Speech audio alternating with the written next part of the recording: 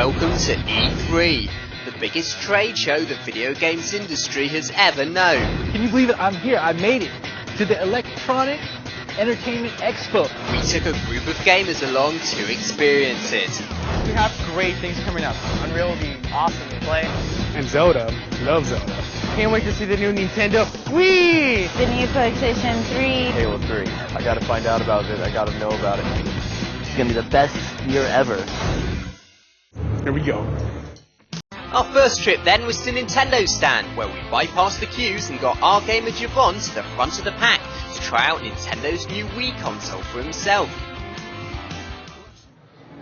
Hi you guys, I'm Javon and we're here at E3. We're at the Nintendo stand and we're checking out the new Nintendo Wii, previously known as the Nintendo Revolution. What's so great about this console is this revolutionary controller. This controller is going to be the size of a little remote. It's called the Remote. It also comes with a nunchuck, a complementary addition to the control, so in the game you can use it as a sword and a shield, or a bat and a glove, or a pair of boxing gloves. You can connect up to 4 controls in the system using a Bluetooth wireless connection. It has 10-meter distance, so you can play from afar or really close. Also, another feature of the Nintendo Wii is this connection to the internet. With this connection, you can leave your system on all night and download updates for your games or new games from like 20 years old, like Super Mario, Legend of Zelda, Metroid, and have great experience.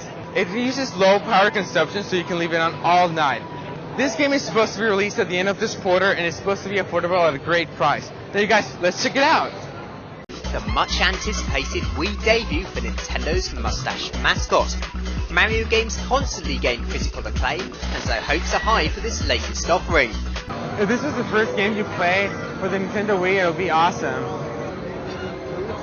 It's a little bit difficult to go with the camera angles, but you can fix it just pressing the little button on top of the C.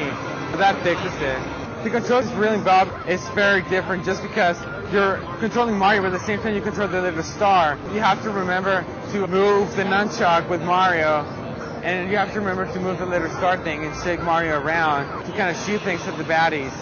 There we go, I killed the monster.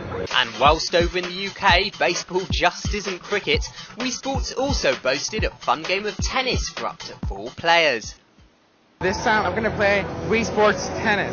Kind of like similar way like the baseball game, it's just sensor motion. All you have to do is aim, move the control, and serve.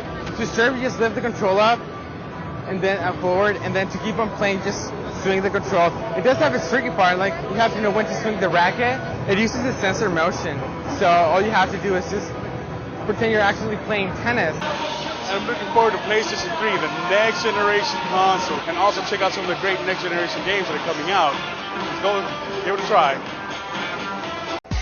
Next up was a chance to see PlayStation 3's Blu-Ray capabilities. Blu-ray, of course, being a new DVD format that has the capacity to store high-definition movies. And here Sony was showing some off on a high-definition TV. We just saw some trailers right now on the PS3 via Blu-ray disc. Very lush and beautiful. I mean, we just saw some on a high-definition TV. Everything looks superb, intact. There's no pixelating at all when it's playing back the movie. It just looks perfect, superb. What more can I say? It's very good. Next it was Resistance Fall of Man, a first-person shooter from Insomniac that, despite a historical 1950s setting, nonetheless pits humans against aliens. But the graphics and the physics are very good. When you shoot walls, the bullet holes actually stay there when you return. And the wall, how the bullets stay right there. Yeah. That's very neat. And you get a nice cement spray coming up there. One of the cool things about the PlayStation 3 is we can show a lot of detail. About that alien jumping in that guy's back, that just shows that the enemies interact with your allies no matter what the situation is. The threat-bashing marathon that is Guitar Hero returns to the PlayStation 2. Players can once again strap on their plastic guitar add-ons and strum away, this time to new rock genres like psychobilly, hair metal, thrash, alt-rock, and other sad sections in your dance record collection. Plus, wannabe Axemen now get to cooperate instead of compete. One gets to play lead while the other plays rhythm or bass. Points are scored by sticking to the tune as before, but now players get to mock their friends if they miss a note or two. Whether that will cause fights is not known, but it sounds fun. God of War 2 sees you play once again as Kratos from Greek mythology. this ex-Spartan warrior has now become a god of war and has to fight for control of his own fate. Games player Karina had been an avid fan of the original God of War, which combined gruesome combat, puzzle solving and platform action all within a dark and mythical setting. But the PlayStation 3 wasn't the only next-gen powerhouse out in full force at E3. The Xbox 360 was boasting some truly impressive titles as well. The popular PC shooter F.E.A.R is winging its way to Xbox 360 with new levels, new weapons and live-enabled online play. Standing for First Encounter Assault Recon, F.E.A.R boasts a paranormal horror storyline, making it a first-person shooter that matches the intensity of battle with the fear of an unknown mysterious enemy. With the Xbox 360 version boasting new single-player content, we got Chris Gordon to check out the early demo for us shown at E3. Set in the City of Lights itself, Rainbow Six Las Vegas sees you playing a recon expert, heading up a team charged with foiling a terrorist cell. Each team member has a speciality, from weapons and demolition to long range and electronics. They even seem intelligent, lending advice throughout the game. You give the orders though, shove a snake camera under a door to see who's in a room, and decide in advance who should take out who. You can also wall hug or crouch, and the camera will flip out to third person view. Meanwhile, Atari's Test Drive Unlimited was also playable again at this year's E3. Set on the Hawaiian island of Oahu, you can enter showrooms of car manufacturers and take models such as Lamborghinis, Mercedes, Jaguars and Aston Martins for a test spin.